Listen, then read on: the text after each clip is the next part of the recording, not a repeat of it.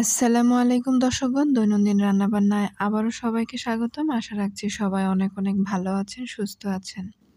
দর্শকগণ, ছোট মাছ আমাদের ছোট বড় সকলেরই প্রিয়।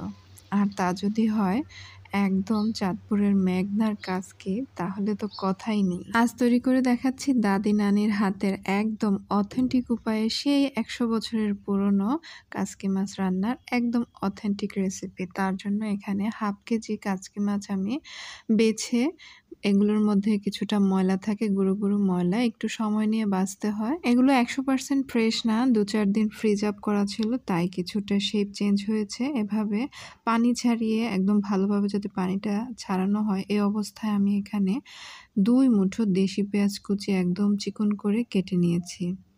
এখন দিয়ে দিচ্ছি বড় সাইজের একটি টমেটো, ছোট ছোট কিউব করে নিয়েছি। এখানে হাফ চা চামচ জিরা বাটা দিয়েছি, শিলপাটায় বেটে নিয়েছিলাম।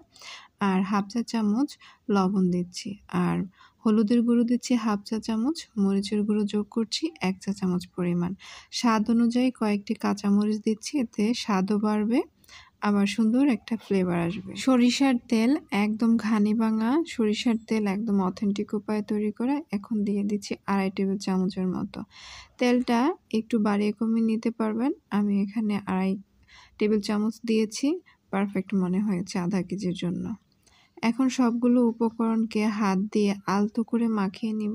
এই রান্নার কিন্তু বিশেষত্ব হচ্ছে খুব বেশি মশলা লাগবে না, জাস্ট পেঁয়াজ টমেটোর উপরে কিন্তু রান্নাটা, খুব বেশি তেলেরও প্রয়োজন নেই। দেখতেই পাচ্ছেন এখানে কিন্তু আমি কোনো রসুন বাটা যোগ করিনি, যা যোগ করেছি একটু হাফ চা চামচ জিরা বাটা। কিছু কিছু রান্নায় একদম তেল মশলা ছাড়াই কিন্তু খুব মজা হয় খেতে, আর এটার বিশেষত্ব। আর এরকমই একটি রান্না হচ্ছে এই উপায়ে কাচকি মাছ রান্না।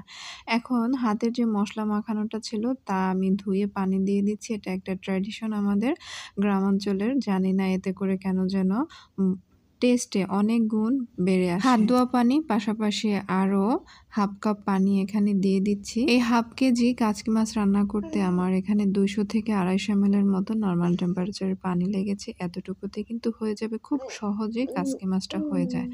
আমি এখন মাছগুলোকে চুলায় একদম ফুল হিটে দিয়ে দিচ্ছি। ২ থেকে ৩ মিনিট পর আমি এগুলোকে নেড়েচেড়ে দিচ্ছি, আবার ঢাকনা দিয়ে ঢেকে দিচ্ছি ৩ থেকে ৪ মিনিটের জন্য। এই মাছগুলো কিন্তু এরকম ৫-৭ মিনিটের মধ্যেই হয়ে যায়।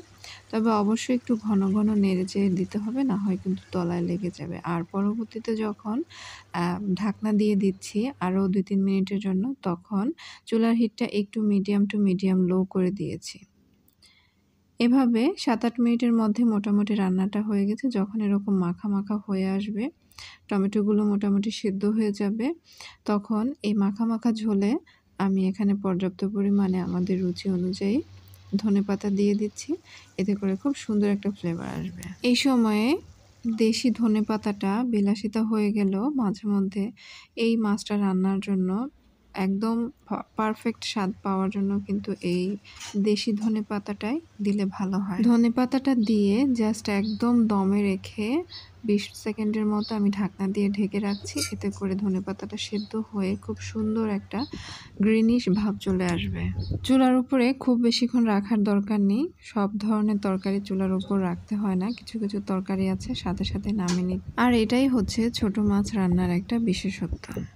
নানান পুষ্টিগুণে ভরপুর এই কাচকি মাছের চচ্চড়ি গরম ভাতের সাথে কিন্তু খুব ভালো লাগে। আপনারা বাসায় তৈরি করবেন। দর্শকগণ, আমার ভিডিওটি ভালো লেগে থাকলে চ্যানেলটি সাবস্ক্রাইব করবেন এবং ভিডিওটিতে লাইক কমেন্ট শেয়ার করতে ভুলবেন না। পরবর্তী ভিডিও পাওয়ার জন্য নোটিফিকেশন বাটনে ক্লিক করে রাখুন। ধন্যবাদ।